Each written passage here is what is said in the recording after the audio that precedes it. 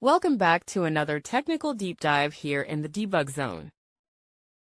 Today, we're tackling a big question and breaking it down with insights from other users. Hopefully, this clears up some misconceptions and helps you get the answer you need. So, buckle up, stay a little curious, and let's jump right in.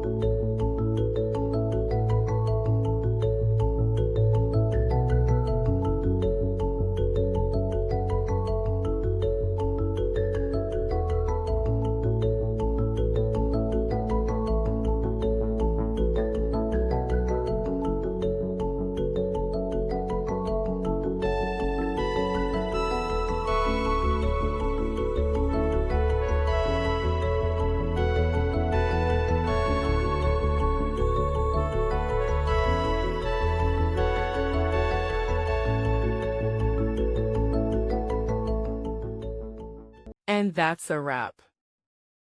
I hope you found the answer you were looking for. If you did, take a second to hit that subscribe button. It really helps out.